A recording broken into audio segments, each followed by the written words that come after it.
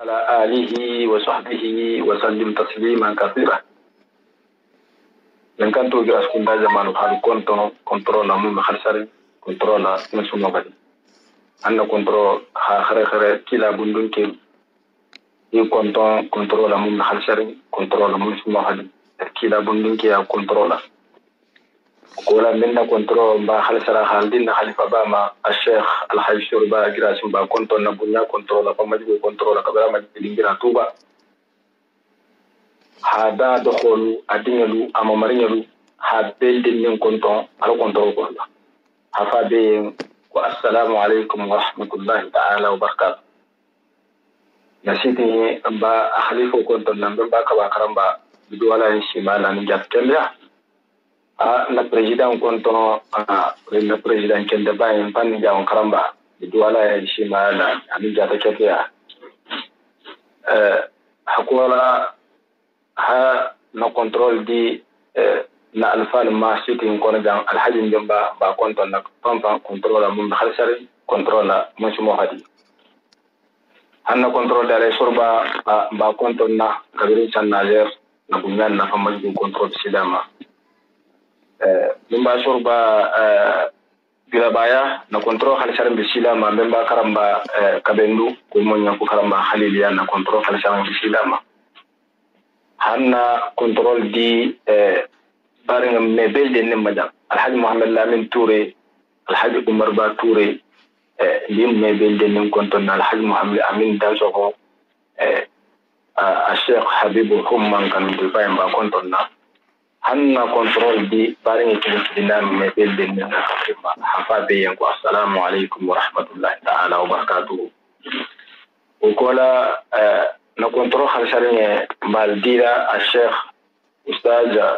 شيخ فانتمادي ما كنتنا من كنترولا ثم جبوا كنترولا هن كنترول خرخره خالدي الشيخ تورا سيلا نان مامو ما كنتنا من كنترولا ثم جبوا كنترولا فارين هن كنترول دي تام كانوا باسوبا كنترول بيشيكين كون دان كارمولو حتى كون حكم نكنترول خلسرم بيشيلا من بلدن نكفريما الشيخ استاذ ابراهيم jadi maka kurbanta i konton dunya kontrola famajigo kontrola hanna kontrol khalsarinya khaldi al-sheikh muhtar al-khawsi ba konton na dunya kontrola famajigo kontrola al-sheikh mustafa bambaya ha konton dunya kontrola famajigo kontrola hanna kontrol khalsarinya lesi barengelu al-haji ali bamboya na kontrol khalsarinya silama dunya kontrola famajigo kontrola baringalu inta tanyina mungu shi hakotu na kontrol asuma diarin bishi da belde nin makafran ban belde nin kontrol nan nasitin kono ya ba fala be yango assalamu alaikum wa rahmatullahi ta'ala wa barakatuh mun bishi tin kono anin shi tin ko kan ulmina la mela sanya ni ulmina la mela ha ta habula dunya da ngala taala kita do mamina ni misilmi ya kontrol abishi da me belde na kafe anno organisateur konto a sheikh أستاذ محمد فودي القريشي هاكون تنبنيا كنترولا أما جيكو كنترولا كبرا ما جيكي كده نتنجندي على أنا لوكارولا أنا لا خابيلو توبوتولا أنا لا يلو خابيلو ين خافان سكرتيا ين سوما أنورا أي وراري خابيلو بارو كما بدوالا يا ماشي مالا حاجات كندا بارين يمي بارين بيل دين كنترول ناو نالي كنترولا مو خالصاي كنا على حالو نيامنا منانا والخدالة كنتين لمن كتا تفسير القرآن من شيخ أستاذ كنجرا جراسي كنا على حال يومنا وهذه أن تعرف منا لا حننا والهداو حنا والكونتيني نجمعه بدو من باكا هم فسدا أقوال ونيابون ياما بارين يوم بفتح بانجري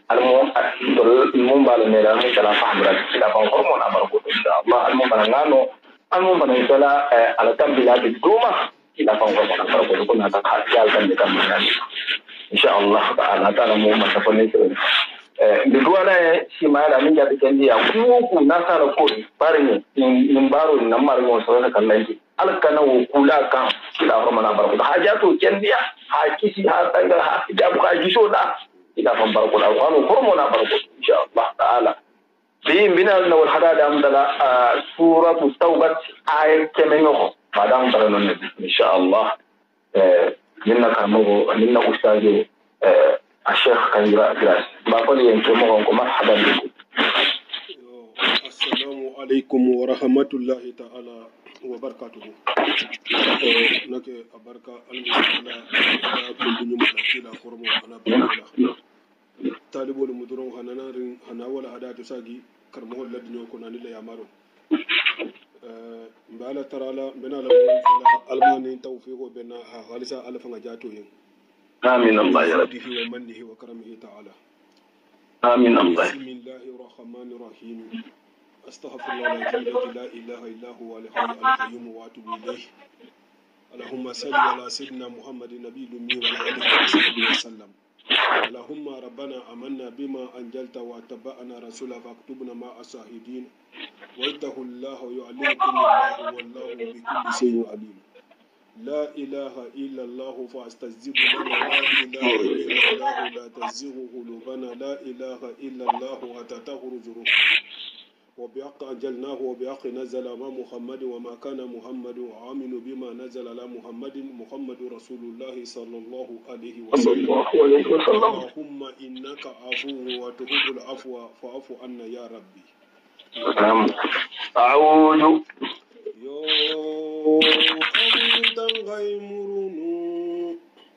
بالله يا الله يا من الشيطان جل سيطاني يو يمغن ما جل سيطاني دبر بور مغن الرجيم جيرا ورا فوغني ما لنغا فوغني ما لا تفوغني الله نعمة غراندا منجود. بسم الله فلا اركبوا فيها بسم الله منجريها ومرسيها الرحمن قل أدعو الله أو أدعو الرحمن الرحيم إنه من سليمان وإنه بسم الله الرحمن الرحيم. وممن لبنغاندي أدلا هدالي كموني نمبساجلا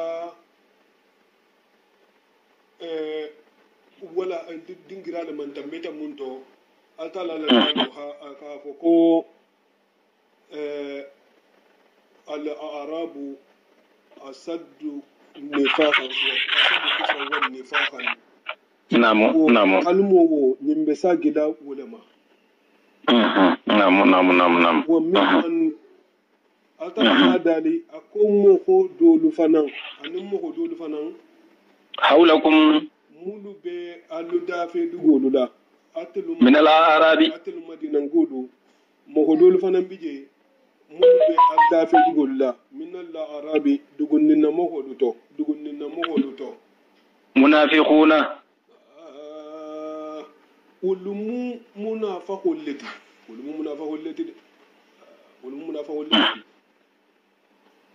ومن أهل المدينة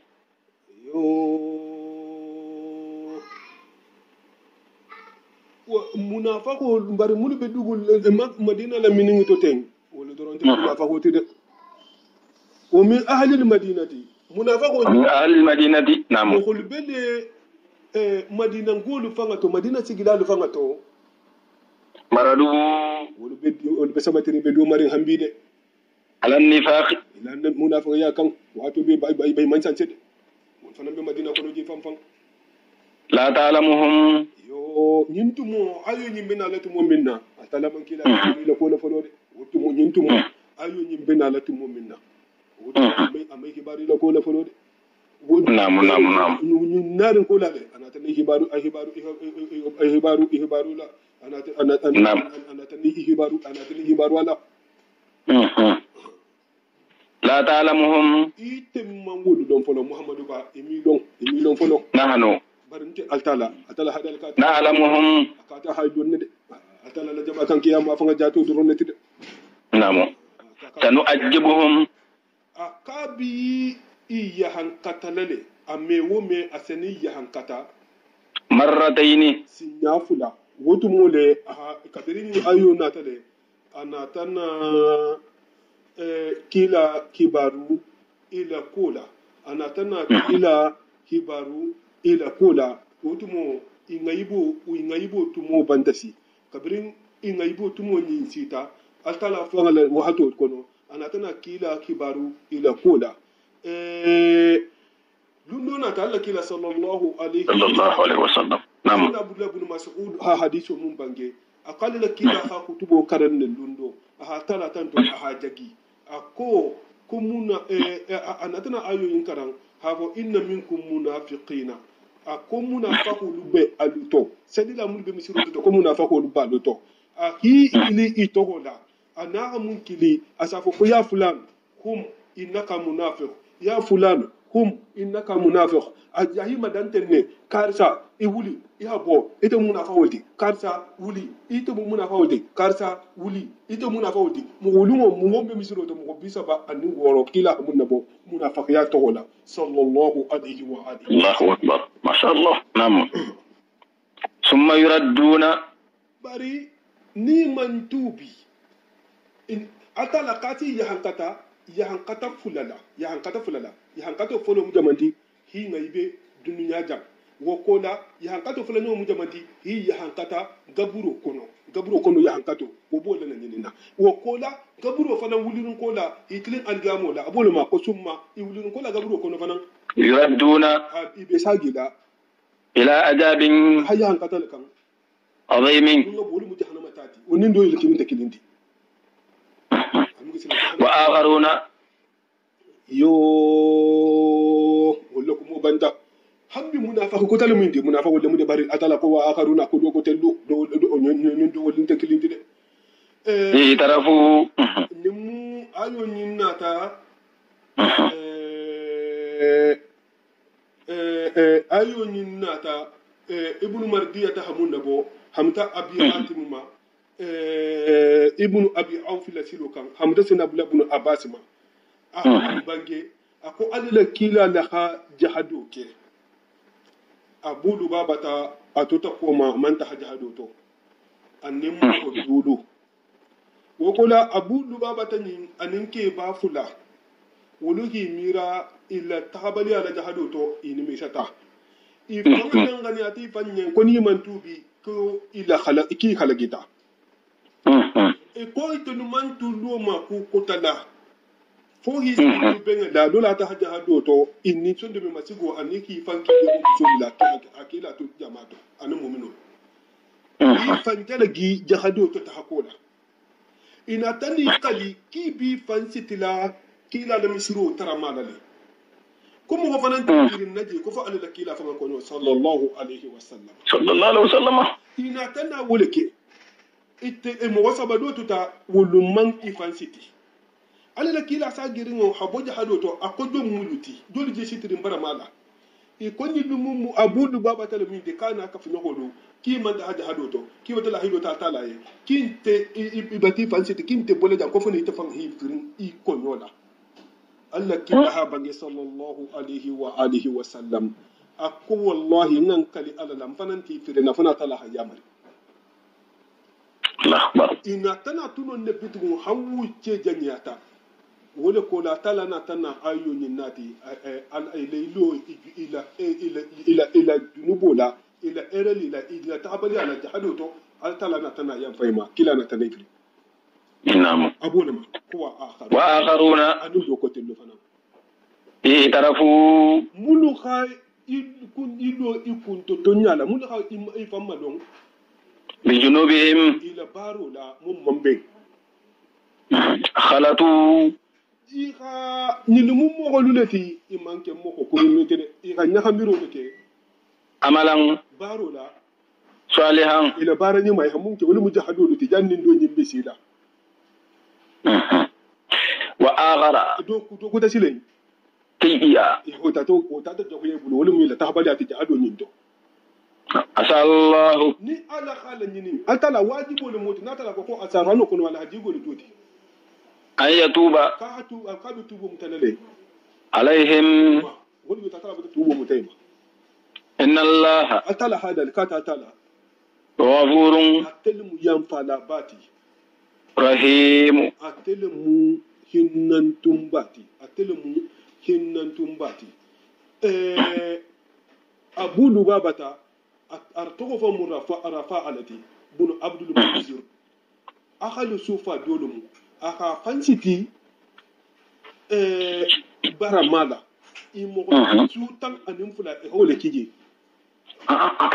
muso dole tumbati aduma ko ni sa sita adin wole kafirin nin wonde nin haju jaro adamadinya haju jaro sita ma adini sana fere na kurata sana na riga asana fanci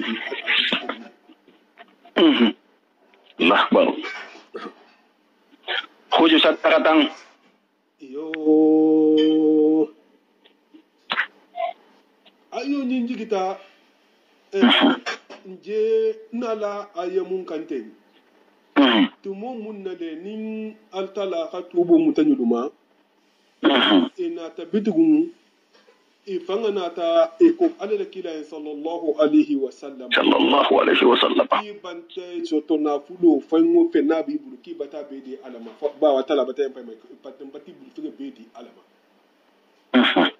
alkila ha bange sallallahu alaihi wasallam la totala eka fendo muta ifanye anila timbaya ako kwa mbaka kan ne mun soto hay barako soto abulu bar doni ka kukida hay beta atala na tala ranoti ha ko kida halamuta abul ma khuzu sadaqatan ako sadaqo da muta min amwalihim la nafuluto tutahhiruhum hi sen nya wala haduwa yen wala wa tuzakkihim hi sen nya biha wala wa salli haduwa عليهم إن صلاتك سكن لهم والله إنها مكو صلاة فنغ لسيرو مدوالتي نعم بارو لممين بمالوني سالوتي اللسيرو كانتو دوالي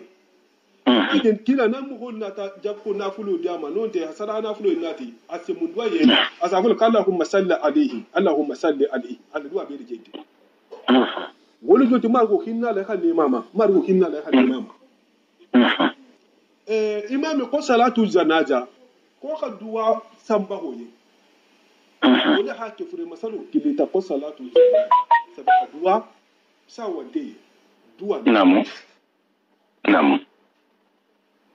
تيجي إن الله والله سميع ميري لا لماتي إلى كما كان دولا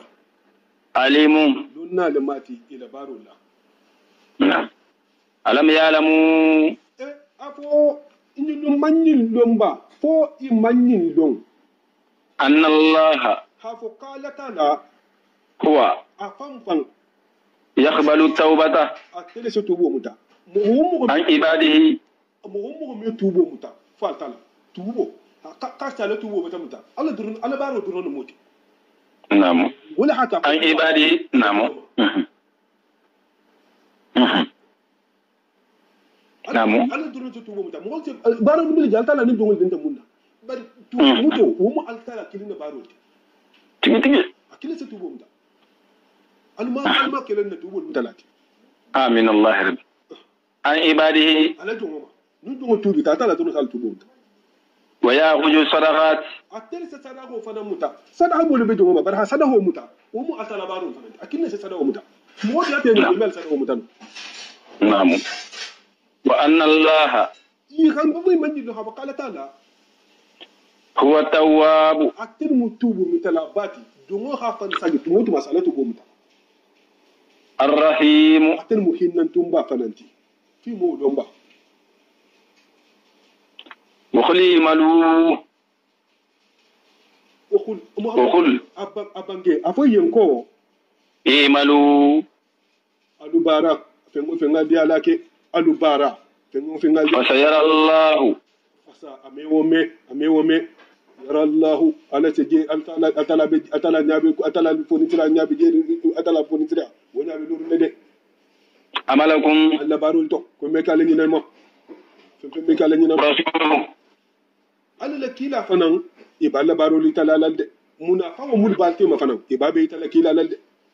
mo kendo mun balto atala babe ital kila la sallallahu alaihi wasallam mo kuru mun balto atala babe ital kila la alla bara nyima atala babe ital kila la alla bara jaho atala babe ital kila la sallallahu alaihi wasallam akendo fanamba a satran kiyari ko la ba alla tala balla baru ital kila la sallallahu alaihi wa alihi wasallam wala haki alla kila hayin bangi kisini ne mo bama akala baluo ne malamu alla sumayni mo fanan ne malamu ni hamantul labaru itala na hatara akonna baluo heral matali nasa ya fanan heral matali alla baro ibai talan nale sahuma anin wurala nin ngatra heral mu nza tala tanto ni mun ta itanna nin ngatra ku jahulu mu nza tala yan fatrawe wala hakken baluo nasa ya abbe mu heralati aliye نعم نبلو الناس يا أبيهم هرالتي أديه نعم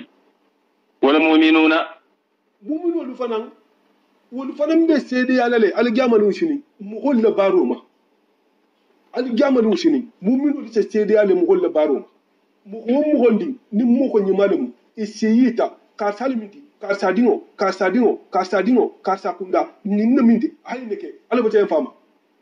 نمو كورو ولا فاما atala sa seria woni mu algama manu bati parce que dina jang ku do so mo so to jang isatra do me ba kalama bara algama nim mo maluta asake bele nyala satra ina bije ifa bije idingi bije ibitangal bije ihabilo bije isigi no bije mo be bije الله أكبر saita ما شاء الله وستردون wo ko la sila albena ala sagila ame wo me al sagi إلى عالم الغيب hata ku nuku ni lo man so le kan والشهادة anin lankene ma ko lo man so kullu فينبئكم num bange kanyan taman so mun na dondo to فينبئكم asena alusara بما fenna كنتم alketa تعملون albe mun barala into hibaru tire sarala abo na bodo na minina تكي تكي وآخرون ambe ako mambande atala halali ako mo ko telu fana mbije bawo dolu tati fansiti tara mala atala batem dolu man na nari man na wonya adole kanama نعم مرجعون woli jama kono noro kelinde doko لأمر الله atala le amaro woli makono إما يعجبهم amma atala hi tuje ya tude jeri jero wote man ta hatubi hanza ya ki tarayin to man tubi atala ta hiya hankata ila tubi bala asabula وإما يتوب عليهم imma atala hatubu biso bula kono ya kai fana sagi alama ya hatubi ya hinga ne halsa alala kila ye bar no ya to atala hayam fayba والله wurja atala la tugo makono ninde walla atala عليم atel mun nati ala dafa Allah حكيم atel bi tansirin ala baro la ila ko fanan to والذين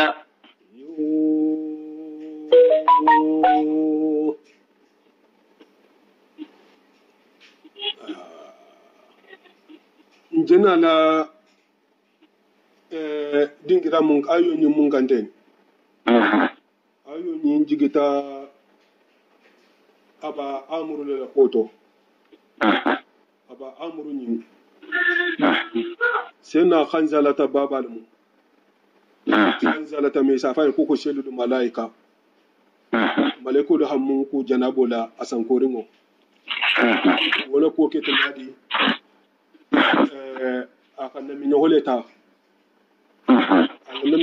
anna minyo ho nyenne su folo su bahatu mo ajajana bi junna kan kilila kamme alala kila kisini ne mo bama abe mo kilila kiya ta haja hado to ko wato shita na tanna mira janna ta hakurai ku da sanyi ikana ta ta faida hakuro bai anin na bota ta jahado to atahata faida etata sanko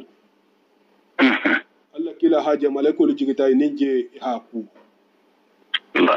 kila haja sallallahu alaihi wasallam aqafil kibi hanjala takula kama lakum munketa ta ni ta tatra abu sina ni je la bura ina tanala na minyo ni ka kumun na ke ki hi ke ka ke kana ke fatanta futo da ma ka ta faida ka kuro da nya ta nya la ka ta da hado to kila ko kisine mo ba ko la ke ko male ko haku Allah akbar wo baba safol makaba amuru munafahul la kuntu go dole mu ate tumu aketa foto mori leti jakliya to moto ana saraya dino la karan kabrin tumu minna ala la kila sin mata madina abu amuru nyin anada kila kan kisini ne mo bama ko kila nin dina jamman sin mata madina nabi mu ha bangayen kisini ne mo bama ako ibrahim al-dino adin al-khanifa katin na tawlati akayen ki banta kila la dino nya se fayen ko kila ante ibrahim al-dina kan ako kila banta na doluti dino to ko ante ibrahim al-dina to katemu ibrahim al-dino mo holuti kila ha bange kisini ne mo bama ako abu amru kayen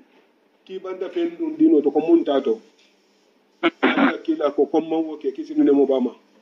ako bari konte barata fen la mun be ge yari nabe sen yari dino to ibrahima be mun fan kan nata wolati aba amru kayen komba woto kala mu fano dankala ay saya khatra killing abe kidi fanga bala kila kan kami isa tel kile ko amrul fasiq tumo munna nin uhudi kelo sita abu amrul fasiq nin awulita atata fa annabi mo yen kisini ne mo bama sallallahu alaihi wasallam ako kila yen akuy to bende memo de mun bi te muhammadu kelo la fa ngoti go de mayma kila kay ko basinte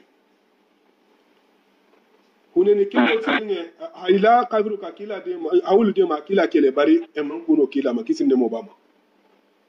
bari kabrin hunene kelo keta wo keta nyala hawazino lukelo wo man gide dama asilanta anatana bo atahata same banko kan atahata munafa ko lumaden madina folo aka kele ke fenga lu toben pen siaman sang jogoran siaman khadibulu khaytu madina aka misiro doloje kila la misiro kuba misiro kontru atena ta ka betala kaisara kan rum ko wo kade ma kele bulo to fasana kila kele bari e hatu misiro into hakila nyamane ne wala kabiri kurata ila misiro lola ana tana la kila kan kisini ne mo bama kila ta sali la misiro to kibata misiro lo kuba misiro da la minito mun ko doli sena kuba misiro to ko bo dingira hajan ko kiba bi kibe korile ko sanje sena wato dole ko digo tilo bala wato dole mo be ke nyaare bare batra be no na kono yo kila ha bange kisini ne mo bama akate banta woyasi donota abetilin ni jahadola tabuka hadina fono nana takasta tingije ay ko kila ta salije tabarrukan ko po misro al tabarkala ko to alla kila na tana taha tabuka kabrin alla kila sa gida khatara atlamu ko be salika misro yinto atata ki mo ko ni ndula sami banko kan abetala romulu négocier la paix c'est que le boulot d'ama hané kila kele kisin no mobama sallallahu alaihi wasallam namu kila sagito abata suto yajela ihito be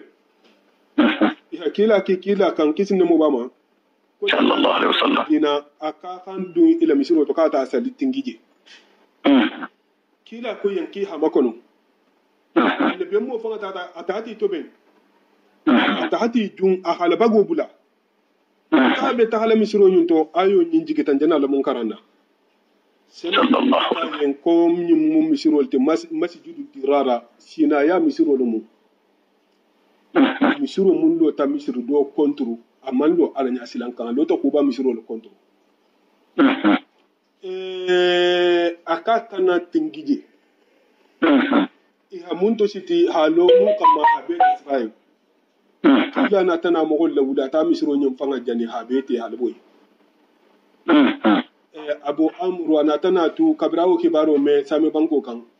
ana tana tu ay bayan bayan yara ta fa hale wahida akilin aban danka akbar ndina la ayo mun kan wona ta wala kamma ni masijudu dirara ni mumbe duniya kono bi altala la hakontino misiro mun selo misiro do kontru ha misiro kontru sawol ma commencer didi dirara c'est que sina ya misiro lo amali ya sidanga misirinde misiro mun be lo la sa sabulo mutale ante nda salo la misiro to mbana nganta misiro lo masijudu dirara lo buke misiro ko ka sa me abulo muta mako non te be bulo muta lale nganta misiro lo masijudu dirara lo misiro ko be lo la nin kammala mallafi nin ka sa asal misir kilin to masijudu dirara lo namo solo ala da kamma ana la kila la dino sabato namo tigi fo de khasali misiro to aselo wala kamma bari hamsiro tentum parce que ko do be fanam bulle mbalu la de parce que wala fin ka sa misir kilin to o mota ko leti wa irsada lil mu'minina namo tigi wala hakim jazakallahu khairan misiro min na misiro siaman bije misiro sa te wo sa te siaman misiro folo le mo misiro folo siaman dimi ko ay ke diraroti namo mun sano yin kamma hafo jama'a siyayata jama'a ha ko fulati o mashi duna la bayina mun ga siya beti almamu babu mun talale an tanta mulum talale an ban anta misiro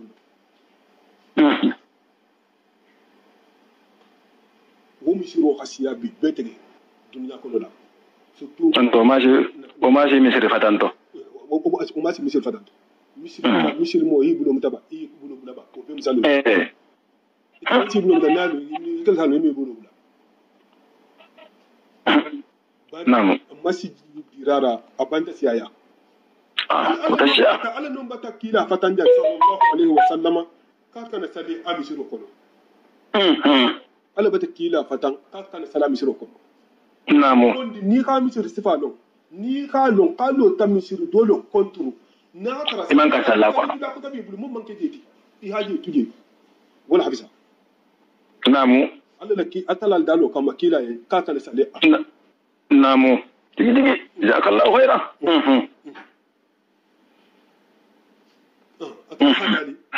wallajina aka mo dole fana mbito mun fana ma no hasade akoto wa min kun lajina mo dole fana mbito ittakhaju mulu khalo roke masjidan misirila amma misiro diraran misiro fa ke dakiroti ako misirila diraran sina ya kamma misiro huba misiro wa kufran anin kafiriya wulumu abu amur la misiroti wa tafriqan anin jama fatanga nun fatanga faso bula bayna al mu'minina Allahu akbar mu'minul tema mulu bakan hasali huba misiroto fo wul set dol set am atala misiroto hakkelo bula idam nako Allahu akbar wa irsadan anni hajeke makonon dingirati hajeke makonon dingirati liman mogo yen haraballah mun alata na kele wolu mu abu amurti tumo munna naqila mogo ka akila kele abata ala kele wa rasulahu ana la kida sallallahu alaihi wasallam min qablu jannim bi fa sila madam tabila de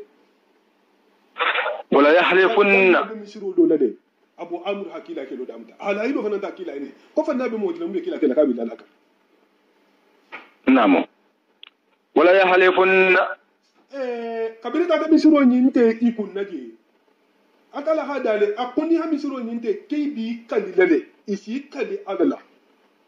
in aradna akoy mam misiro dole wuli fem ma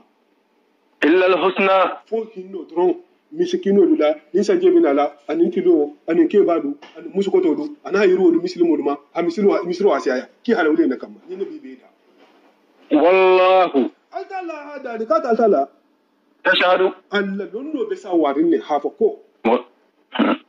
innahum comme ko mun ya misro ni do misro do kontrete la akahi kala la bunyala kajibuna falwallum ihafan imalo masala nyamanene imalo kam baru la taqum bawi hakila matara la kata tingi misro yinto atala hadali akoy kana sali fi misro yinto abadan mume wala kamala masjidun ni ka misro do i halu ko misro lo to misro dole konto kuma kan sallaji nam Allahu akbar da masjidun nan kali ala la misri mi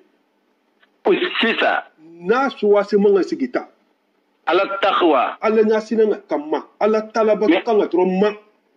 min awwal yawmin kabra lokum folo haqqu wani bi hakkerin an taquma fihi ki ka ta tingi o kono nam fihi rijalun wani mu kuba bisiroti namu kuba bisironi namu ala la kila sallallahu alaihi wa alihi wa sallam namu aborin makka hijira toto adon ta madina adiba folo kata kuba danne adon ta je tanan lungo tanan kije talato kije rabo kije ramiso kije juma lungo jumo tingije ñene kata misir folo kila juma folo mun tingi tingi misiro noto Allahu akbar atele mu misiro folo ti alla kila hamun dola wuli madina wala ko la ana bo uba anata madina so kono atata la misiro do yendoji aje beler jambe tigi wala hake dodi ko kala la kila kisi mo bama hawuso mun to uba lonna mamben wo to bete do ko til nani do ko til tani nani do ko til muhallin fulalamu wala la mata la hanu nam ma sha Allah fi rijalun ako misiro atala ban hadali ako ke balu benon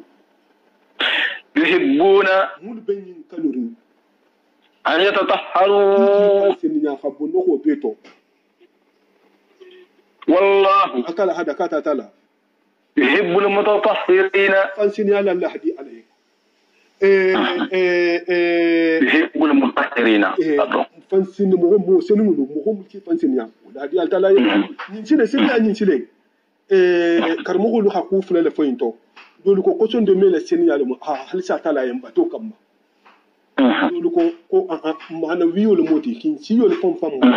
ki fansen ya habo koso jata mal to dum ina ta hadiso to namu ila sallallahu alaihi wa alihi wa sallam ku bangolu nyinin kado akata la bata ja giro la nyinya luma seninya koto misiro nyinna ko alla misiro la koto akali se mumbarake misiro nyin kono ila yan kifa na malon kise mun ke kata la ida gi munna ako fo nyinde ko sigi nyoko dolu tumbi tella wol mo ya kudulti wol tum ni tun tata khadu jara dingira to si fanse ni ya jele la ko kan yo ako ifana ngol la nigi ko ite bara wala abe fela no do ise kurolu doki jele la ni tata khadu jara dingira to ise kurolu doki jele la ko kila ha bange ko dum wala ke mula ha basar wala wol ko ka fatte le sen ya jatumu fa no le sen ya hibo ko so namu afaman afumuhu minwo assasa bunyanahu na khalabun suwasi manga sigi ala taqwa ala nyasi langa kan min Allah afatan atala fangada waridwani abi atala la dinyo jigirin ala baro no fa atala tidin nyamba abu baro no khairun wala habisaba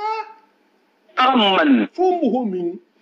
assasa bunyanahu mun ta atala bunta halo ala shafa jurufin din ko da gudo da tinti kuma da gudo da harin mun koto bidin karin na alofin sai no goyi lata فانحار به وتعت بو فنا تعت بوي في نار جهنم أنا ما تعت والله أتلا هذا كاتلا لا يهدي القوم أممه كندا الظالمين. ممكن تفنتوني الله أكبر. لا يزال بنيانهم yo atala hadali akwai da bungun yin nako ila lo fenga yin nako man boko الذي lo fenga min بنوا ika mundo ten amman bode ريبة akataka saro le ta ni miso في قلوبهم miso de meto ni toro le tuta padurin bungun yin nako bu misiro yin te amande yende إلا أن تقطع قلوبهم saya hiso ne me fanga kuntum والله atala hadali katala عليم atelmu donna bati ala dafin lula حكيم. atelmu takasirin ala baroto abe mun kala jonyi نعم. إن الله yo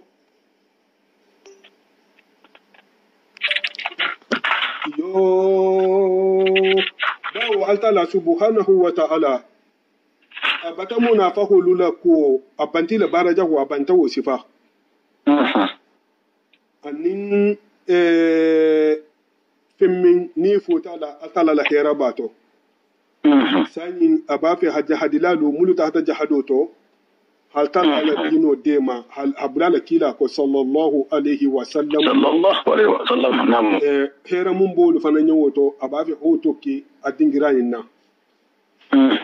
fo mo holu si ibara nya nya la tombo atala hadali ko inna allah akata altala اشترى atala hafiro ke للمؤمنين mu'mino duma أنفسهم ifanga ni lula وأموالهم anila nafulo ihamu iyayi ne mun fili hata haja hado ke anila nafulo mun depansi hafiro ke alalama بأن الله hafu kala tada بأن لهم الجنة hafu kar janna le biyen ila songolu dote atala be ha sai ma ar janno lada يقاتلون ibatan haja hado ke في سبيل الله atala la dino de ma kamma فيقتلون ibaka hamuhulu faha ويقتلون ibaka yidel fanga san ko wato dolo وعدا bari wuladu arjanna wakata gahilati wakata ngina lati عليه mun be atala ma حقا to nya fanga nyama de to nya في fanga nyama التوراة abe lahido wole be jahadi ladi yen ka janna le bi yen tawrata kono والإنجيل wole be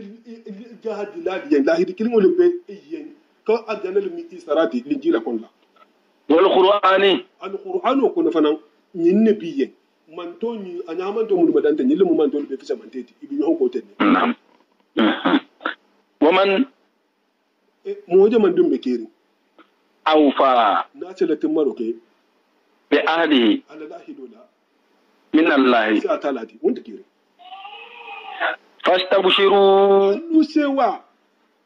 ببيعكم alu da fanfiro la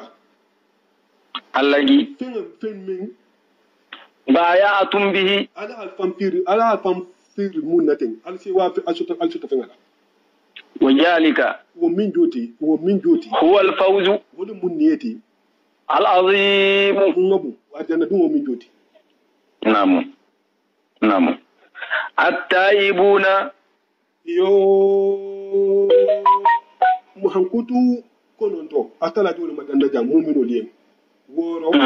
ni ala fanga dada fula wo mu jongolu hakolati kilingo wo bi fulo tema atayi ko bilalu tubo be mun na nyinina khatubi habo munafiyato anin fulan kafuya tubo sarto ni misolo mu fenga ma ira munke ana ha fanga fa kibe bolato inte sagila anyo ko mabitu anni khatubi tungo la to nugo la sagama nu wonte nu wondi fembe blo hatugo hakko la sagama tubo sarto namo wala tubo sarto wo mo ko wodo atala kabo lema attaibuna tubiladu atala kabo lema tubiladu don nyima wodo al-abiduna alla batulalu mo mulu se bato khalisa ala tala ye igulloto ani bangeto abekili ime ala batu mo holu nyala dronde ni ma ferta halakuta munto mo wonti alhamiduna alla tantulalu mulu se altala tantu sonyato anin gole yato alla kila ha bange kisini ne mo bama akuma mo fere mi sa kili aljama no sini ha fokki ha dun aljanno kono la mo holle mo mulu se altala tantu al khalu mo mebeto ni ha sonya soto ala hera kiye e sa altala tantu nin ku gole lati kan e sa altala tantu akoto altala ese dinya altala la tegoma al khalu mo mebeto akata fo hadati akata banna yati akata kende yati akata jangarti anu wotana wahato be etelbe altala la tego iba mutadine katala la tego mu hatala tantu aka as-saihuna anin sunnalu I hanin to wala sungula jang ni wonte tamol abe tamol la nyinna mo mo se hataka wulo kono ni wonte hisobo duniya da hamo mu me bela altala bato kamma ani altala bato dron kamma ha hisobo mo hodula hisobo domu fendi malla hayam fa domu fendi mal madoma hayam fa siti fendi mal madoma hay ite siti ala bato dron kamma nin jikiro wani musayi hunoldi nyaadi ala sumuma sumo sunna hari be loma de sunna la sa fantege dunya da hamo bela ha tun lakati tigi arraki'una annin uru konnalu mulumu famma jigila luti ala ta laye as-sajiduna annin sujudilalu munna akala hanyin fudo madan salo to dan ni wonta be sallalama baraja haylu fudo madan jang nin fulo le mu dingirati mun ce wala sutu atalala asiya salo dingira fa lambeti Allah kila habangi mo bama sallallahu alaihi wasallam min rabbihi huwa sajidun akhrahu ma yakunu al-abdu min rabbihi wa huwa sajidun akum mo asutu amadu gola dingira mun to abu me beti wala mo ala sujudoti ko be situ la to kiru wala wala haka ayifu na tida Allah kila sallallahu alaihi wasallam wala haka na la khadimu yininka dindin mu ba da te akum mun lobi la ni ba wa bataje dindin nyimbe occupera ata fanga ma ase wata dindin la ko mu dindin ke ba ni se wata dindin la isa ma yininka ko mun lobi la bara Allah kila sai bolu dindin tito mo ko xamne talan ke bi bela akum mun lobi la akaye ko nga ki kaf no wote arjana kullu la ilaha illallah ma sha Allah amma ko ko tamare akum nga ki kaf no wote arjana kullu akai komba akila hamu bange sallallahu alaihi wasallam aye akomba wato konde masu judu siya manga ndiye masu judu la siya yala sujudu mu kubani Allah akbar sujudu mu kubani al amiruna yamari lalu mulisi nyoko yamari bil ma'rufi kunyumala wan nahuna annim mulisi nyoko fatan anil munkar kurunguluma anu mo hodo wal hafizuna anna tangarladu anum jimin si fanna tanga li hududillahi ala tala lana ne duma ala tala lana ne be meje sagu atala lana ne adomin te hari mo ko chamu mum be misir mo tema imanu tan te ado atala lana ne dum ala fanga ko tilika hududillahi wodo min di hamusu bulanya ini musu akele dum menna ya fa yin wudumo ka hala dono ta wudumo ka ta hiya wudumo atala masha Allah tilika wududillahi aqala mushumuta fa mutkuhuna bil ma'ruf alim ta mutakun mala bara halbamu ma tilika hududillahi wa ma tala nan ne tide kana sa adomiti ke kilo sayinte masala iya ku ke afa muce kun bati ken na koti wo man kan futo ni na wala bitu mume fa jon musu ninga kan woroya nu da tilbi woro su nu wonte aka miskina bi woro da nyini no fana ko tilka hududillahi akawal ma tala nan ne wo dingira la tiya atala khana ne muluda a fanga ha dali hano kulo kan ko tilka hududillahi atala nan ne atala nan ne wo muso sagunde kene mba kele kimuti mba kele jiloti ko danya le moti ko danya le moti mo ko ni muso hakele ita hafki bato kinati yesa gitala fa lo firno tu akeke man ku fanki ata bi mati dende ata mon kala bato sibai الله أكبر ماشي بقى وبشر المؤمنين أتلا هذا لي أكهم مؤمن ولا سوا أرجانو لا هم مؤمن ولا سوا أرجانو لا ما كان يو جنا لا أيو مونكانتين نعم إسان فسر لا سيامن غير نفو أيو نكاجي كتا أبا طالب للأقولة على الكلا صلى الله عليه وسلم أن بانجي أبا طالبين تمومون إنسا يا سيتاما أقول يا أم قول كلمة أخذ لك بها عند الله ko mfandin fomfa ba ako kuma kilin mbole ni ne bulu wala la ilaha illallah di ako ngaki hujjoti altala batala fasar lalu ko kam mai ahi banne kam ma fo katala kila manna wuli kabe yan fani ni na tala la abata da ko han ayun yin nata dole ko akoto mu wodati ko ayun yin jigita alala kila fa la ko to sallallahu alaihi wasallam ako tumo minna alala kila kisina nemo bama ako atata ana da wuroto ana baba kaye ka kulma je gota ki kayen ko mun bala kasina kuna ta mun hodi fatan kaso ma sawante ma bange sallallahu alaihi wa sallama namu ako ka tala dingala nyinin ko fa se yamba ma ka ha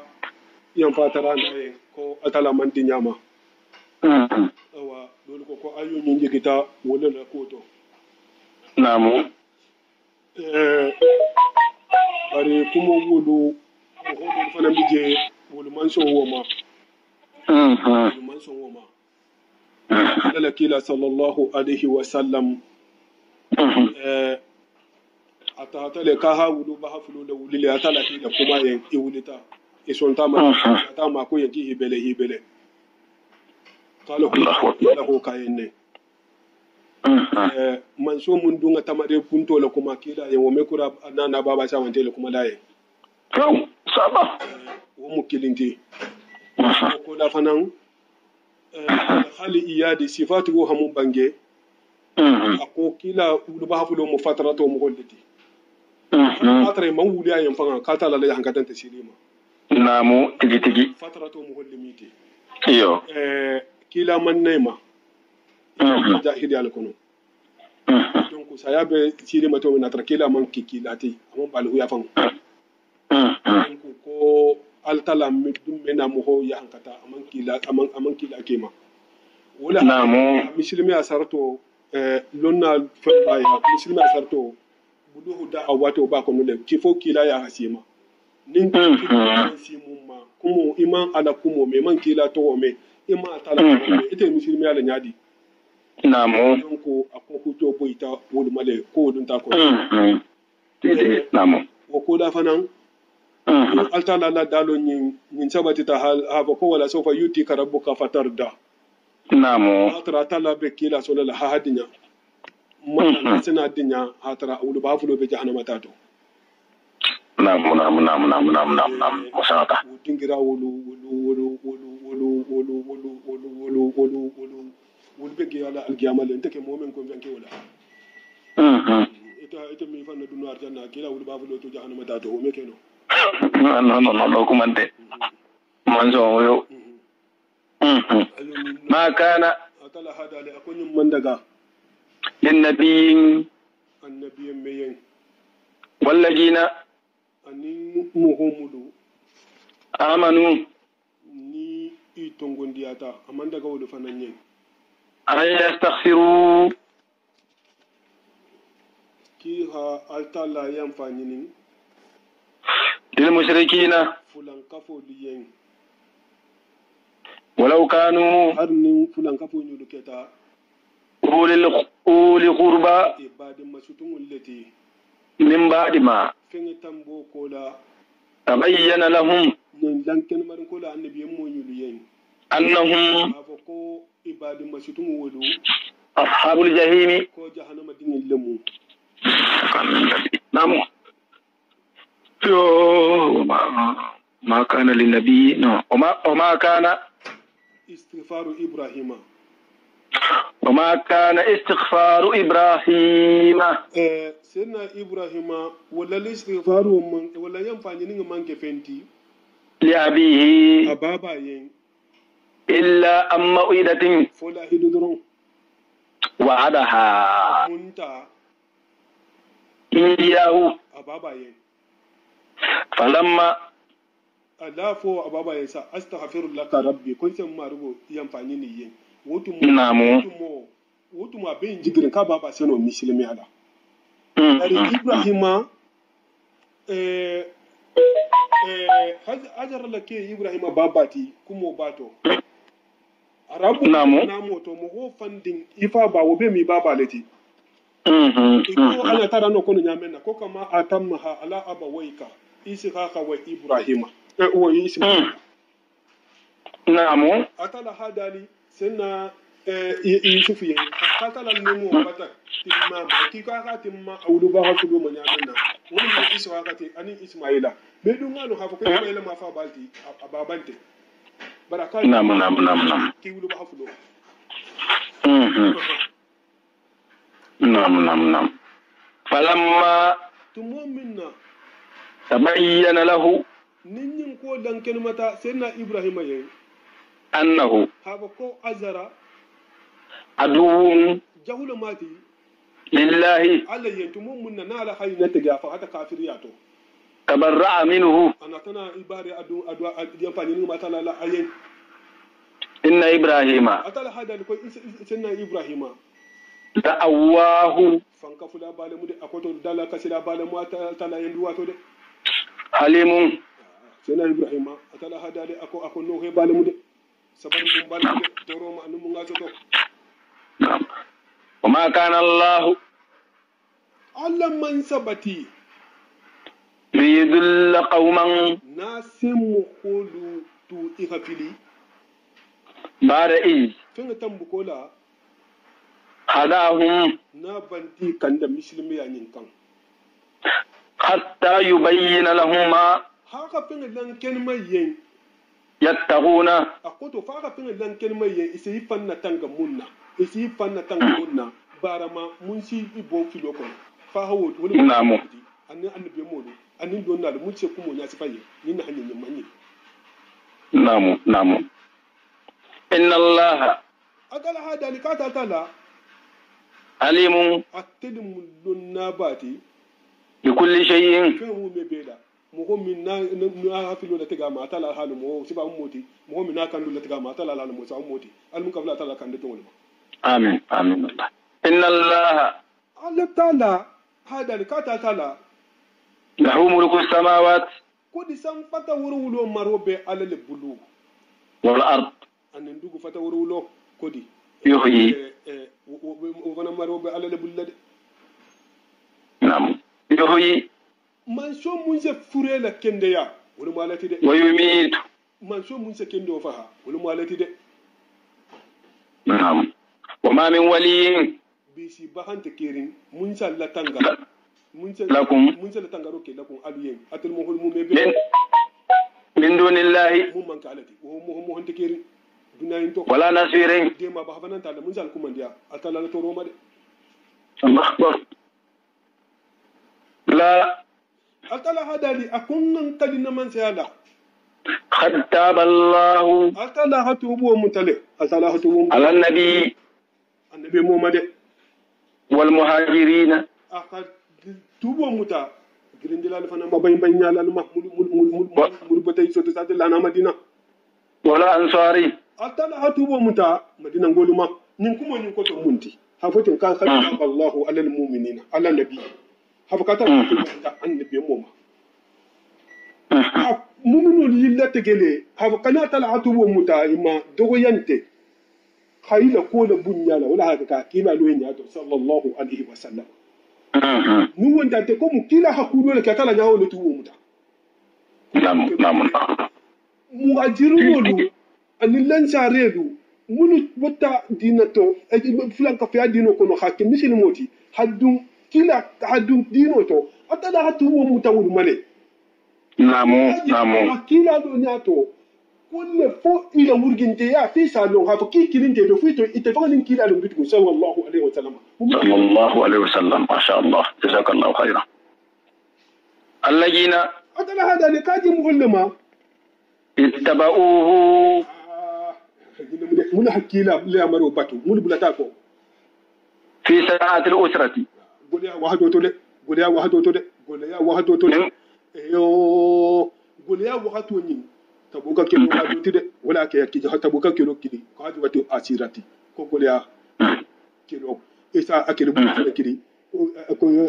ko jeysul asirati ba wotu mole tabuka ke lo intole ise mo ko kilin je mo ko tan ko mo kilin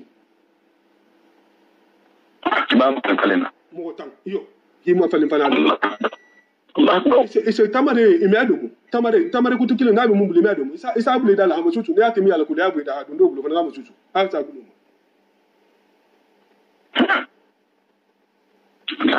imiadumu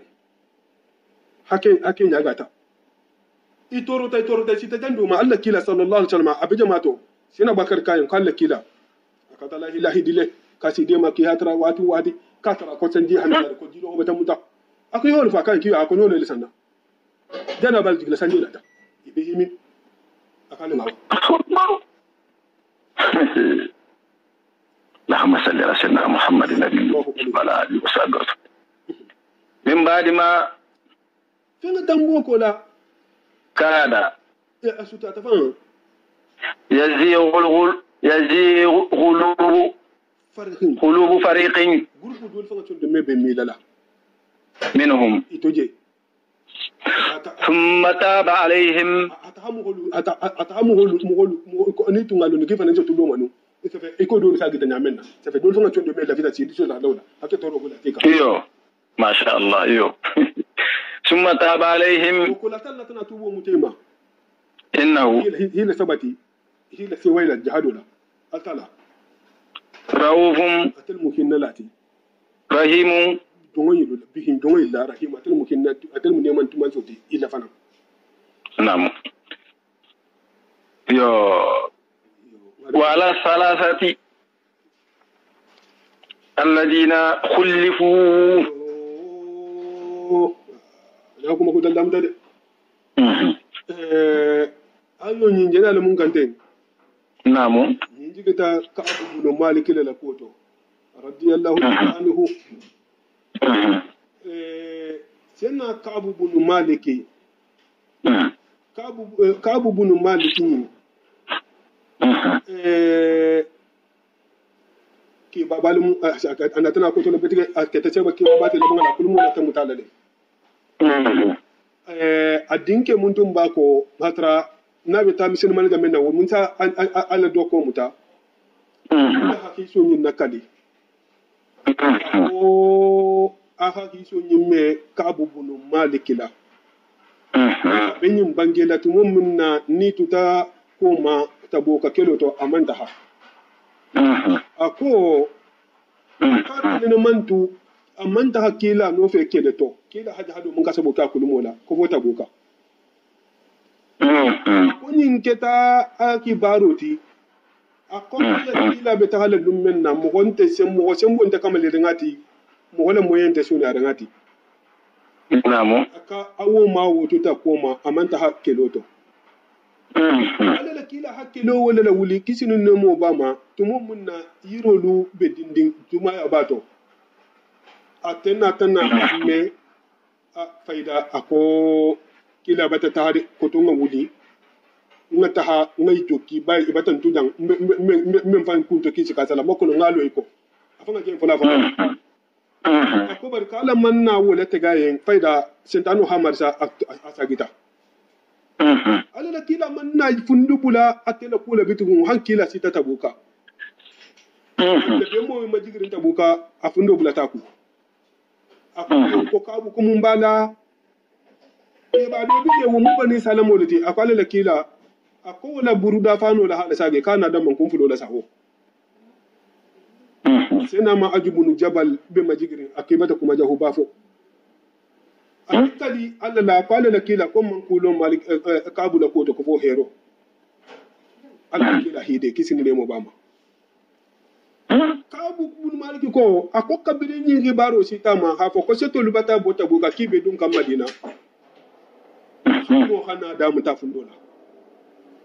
adun tabitum abikabi imi afundola mirala asenoto nyata na da mambangela ten nasa fang lan durumuta ala da kila ya fa kila sayan fama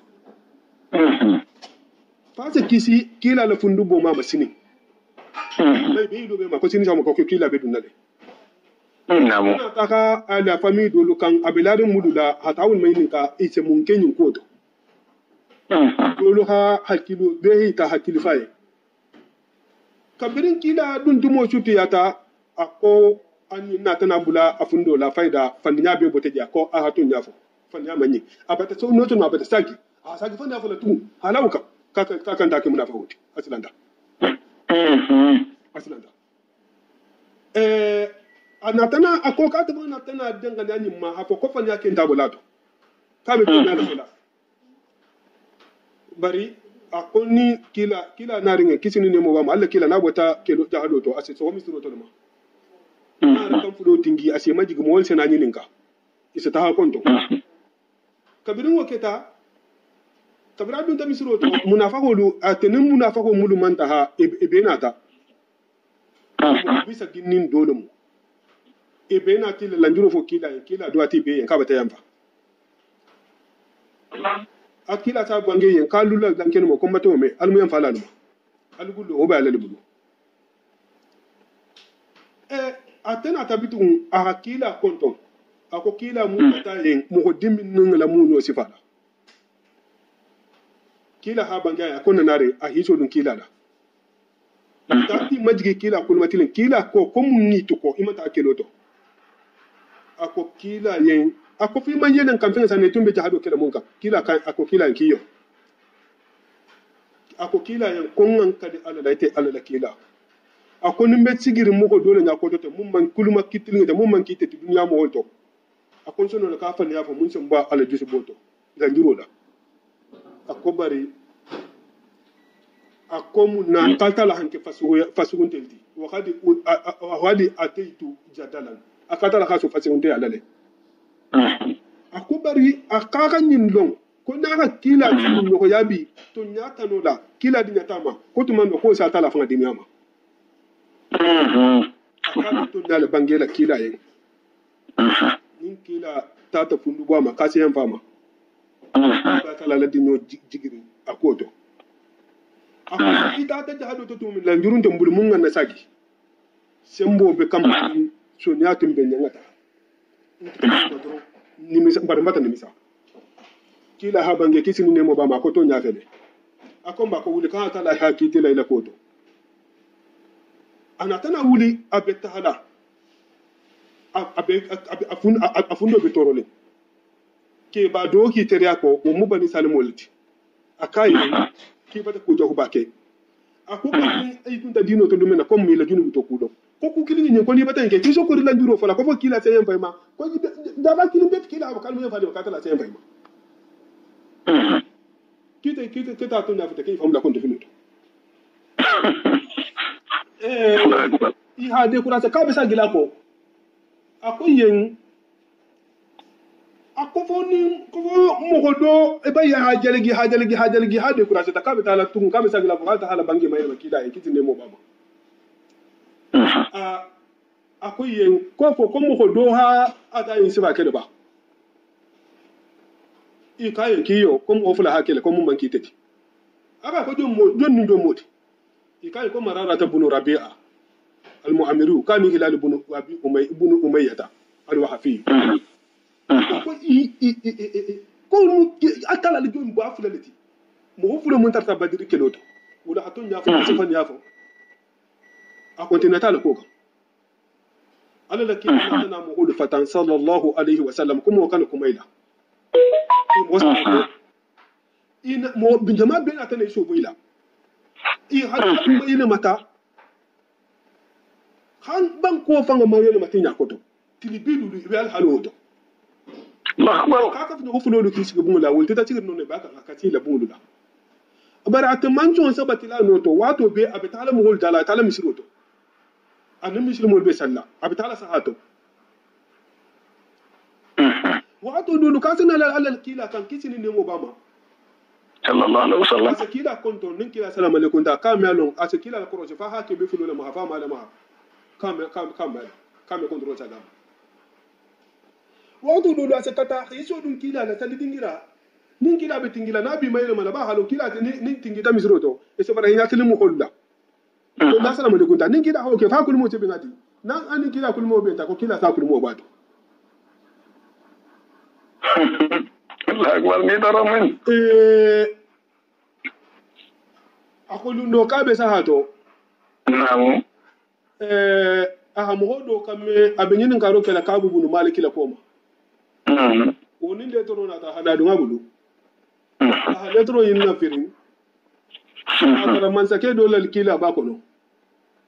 mansake kayen ka ha me ka ka funyo ko bata mo hodu kuntwala bata akilin yolo la sate kono ka ta ta ya ka sa plasi dama aha de toro to fara kala jarabo mamma fara ka tala ba ka habla jarabi kutato ana kana wuli atahata abadin abi khata da kan dingile moti ko wala ko hadaye ko konto ngo mala control sagi akaye da abakata da akum batta lakali alala eske manyi lo haba konta halana la kila kanu le weyide ahi alakali sinya so basaba nyo kan kala na la kila alhanu ulo fa kala kila alhanu atagita kasela tugu abotano mamu subi nani no haje kila la kila na ta kan kisin da mo bama yen ko ha fo imusuliyen ko be hiso ko ya ko ka ta fo yen sabo be ko be hiso we musula imusula fa hiso boila musuyen komba woto ko kila la kila batana ko be hiso be musula ka be mu fo we ko ata ya bolo ka yin ko haban ako kila yin folo ko ngam musula ba ko fo hiso bala ka ma fa ka bula de ka ko be hiso be musula akon ba ka musu ko ka ta han ko folo kan ko ngaba ke ba do bi je wolun wo musu na tana ta kila ya kisin ne mo ba mo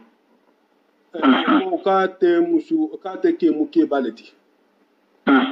na hatu je amia fan sorgano na so to da fe wonya kila ko komba ka ta to ake da fe ina tana to na hansu bi lulu lulu ko le fajiro to mo ayo nyin nata hafa ka ta bo mutam wasa bol fana mamudu tuta koma mulu hilo ipunto tonya sila tala yang fatitil ma mulu khana landuru fani afsilen arano na tana wudu masila labangana fanda fo manyinde almu kisila fani yama amina ko gauga to nyafo mo to nyafo to nyale labana fani ante so dingira to tigi namo kabiri suba ko sita hatara wulungo akatebe bungu do kono abe majigirin abata konna hatra banko bata sita mafanga banko na la yirwo duna fanga bata sita koto aka son ko kanga dome konko kanga be yelerin wobi so ya kabu mun malika abshur aka abu ita wona la sujudi ladi ahalo ka tala bata yan fama akila mugholuha alla kila amwallon mughol na tana nari hana kila da timma abu katala bata yam famma mughol ta to bebe se wari dol ta tan kafin hofulo ya dol na tan taya akumun ta dala fute inna sama hatra durgu kilin mun bane alate a hodiyo ma hatra durgu ko tan tabulo na mun durgu kilin to wodon ana tana durgu fu mu hodoma atata kila tara ay majigir kisin ne mo bama ako kila yen ko ala bantai kila kayan kala bantai yan fay ma ko bi le mu le dungu be fisa manteti mun tambiti kai ce kono Allah ba ko kila yan kitele yan fata ma ko ba ko kufu kila bota ala ya kana yafa ma ko kila yan bota ala ya ka bata yan falma Allahu akbar wala mu alla kila ka kila ge akulmo da be yelen gula ko kila na ce wata akulma da yelen gula ko karo tiltan ni nano ki holo na la koto masha Allah sallallahu alaihi wa alihi wa sallam ayu ni nata wala la koto yo wala salasati atala hadali akatala hatubo mutamo sabo fanan male allajina خلفوا حتى إذا ضاقت عليهم الأرض هم بانكو شيتيما نعم بما رقبتي بما رهبت أن بانكو ناليروا أشيتيما وضاقت أنفسهم إني شيتيتا عليهم إما إلى كيلي سابلا نمبلي كنتو داي وظنوا ألا ملجأ من الله إلا إليه ثم تاب عليهم ليتوبوا إن الله هو التواب الرحيم صدق الله العظيم وبلغ رسوله ذلك من الشاهدين انفعنا بما علمتنا وعلمنا ما ينفعنا وزدنا علما اللهم انفعنا بما علمتنا وعلمنا ما ينفعنا وزدنا علما امين الله يا رب سنعتنا في الامور كلها واجرنا من جيدنا جاب الاخره كلا خرمنا بركونا امين الله امين abarajo do homa alma kelen ya si kun da jangani jata kenda ni laban ko ni ma امين الله امين الله yendi kanda hande kanda kila khurmo امين امين الله امين امين امين امين kila khurmo na barkola almun bu امين الله امين الله امين الله khurmo na barkola امين الله امين الله ya sabuta nemo na ma hinu asi kila da bunu ko na matunya be makatar men wulu من الله يا ربي منا fado almoshi mala himenya hamme ko kila khurmo na barkola منا hajaru ken kila man to be mo na be منا mu hajaru ken kila man to be من الله يا ربي be ya rabbi hammo guddo ban be jara la ngaro mun tara lu mo ma be la man ngata bunyu ko mo mani mun almu gijila آمين الله آمين آمين dawul hormo to karambatu wa ana bo sumal hormo na آمين الله